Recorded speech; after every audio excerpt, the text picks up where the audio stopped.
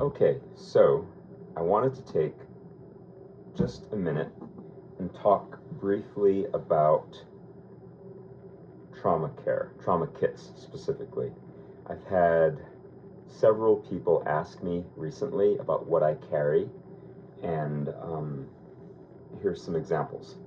So I have a ruler out here. Talk briefly about some of these different options based on various use case scenarios. This is the good old cat tourniquet. Reliable, trustworthy, battle-tested. One of my favorites, not necessarily one that I carry most often though. This one measures approximately 6¼ by 1.5 inches high by approximately 2¼ wide. A friend of mine, Jonathan Willis, showed how to fold this a different way than I'd been folding it, and I love it. I'm able to get it into a super compact form. This is a tourniquet that I have in all of my trauma kits in my cars, in our vehicles. I don't always have access to it because I don't always carry it. This is another one. This is an excellent tourniquet. This is the Soft T, SOF-T tourniquet. I really like this one. This one is not as easy to put on to yourself. In other words, it's not as easy to put on single-handed, but it is an excellent tourniquet, and it is doable to put it on single-handed. Comparing it, this one is on a Filster flat pack carrier, so this little piece of plastic and bungee cable is affixing my Soft T to this, and it makes it nice and snug, compact, flat. Looking at it compared to the cat, it's pretty darn similar in terms of dimensions. This cat tourniquet, if it's not folded just so, it's not necessarily going to be as small as the Soft T, but with the way that I fold it now, it is comparable. So if I had to pick one or the other these days, it would probably be the cat, folding it like this specifically. I like that the cat does not have any metal on it. Therefore, if I need to get through any type of security, like for a concert venue or what have you, this one doesn't give me trouble, whereas this one could give me trouble in terms of somebody saying, well, you can't bring that into the venue. This one is a snake staff system tourniquet. This is their 1.5 inch wide tourniquet.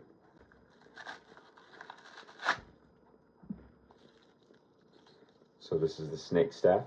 It's 1.5 inches wide. It's very compact. I like it. Comparing it to the, side a little bit.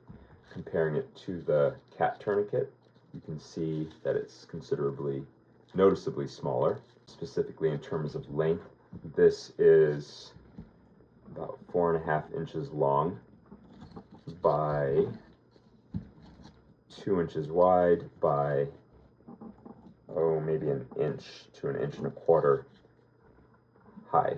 Or this is my ankle pack. This one comes to all my concerts with me. So anytime I go to a concert or a live music venue, this is what I have on my ankle.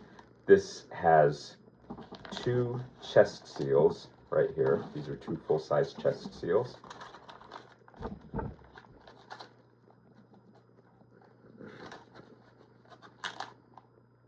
Two full-size chest seals.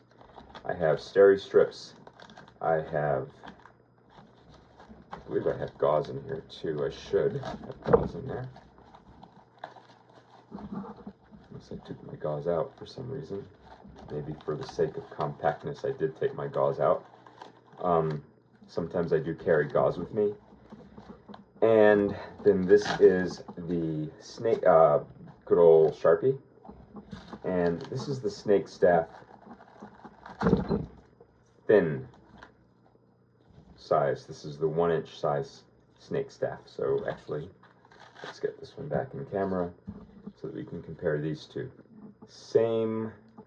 About the same length, about the same height.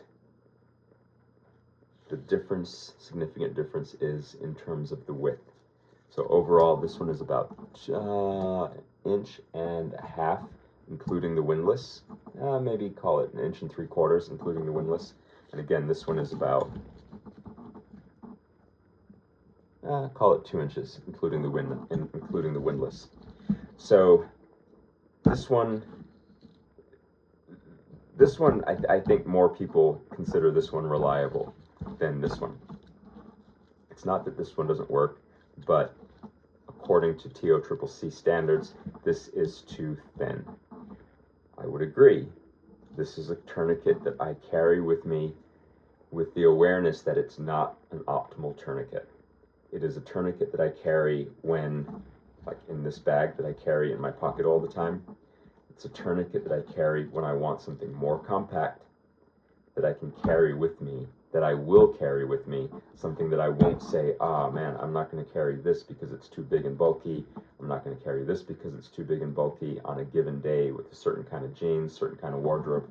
But this one, I can't really make an excuse not to carry. And because one of the goals of if you ever have to put somebody in a tourniquet, yourself included, is to, as quickly as possible, get to the next higher level of care.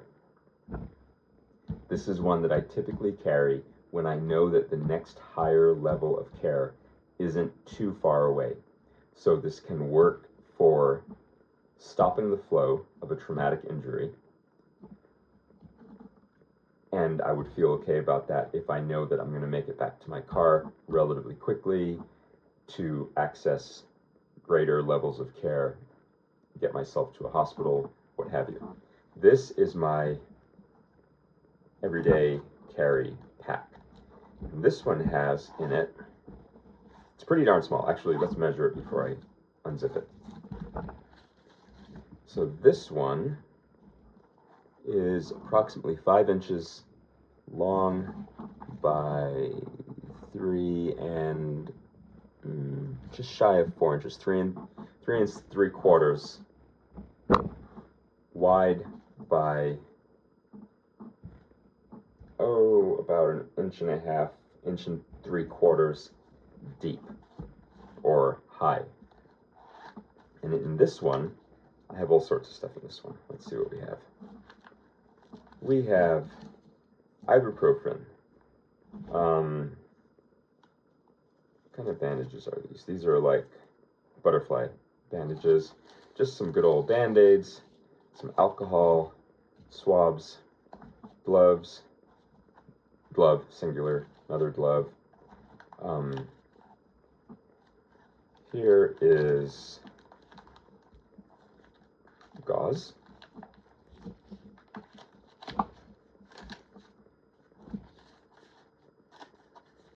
I also have 2 chest seals, boom, boom, and my snake staff.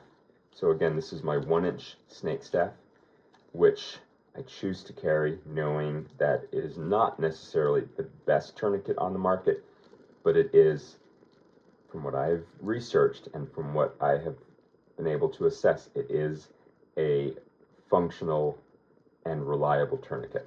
So this is the snake staff. You can leave a comment telling me how wrong I am in the comment section. I welcome that. This is what I have chosen. This all goes in, all of this right here fits into this little bag. And my cat, my snake staff, which goes into this. So snake staff, snake staff, snake staff, which goes into my ankle kit. This I will put onto my ankle for concert venues and the like. And yeah. Oh, and the soft tee. So that's some of my tourniquet and trauma care selection choices that I choose to carry at various points in time based on various need, outfit, etc. Hope you found this interesting. Thanks for watching.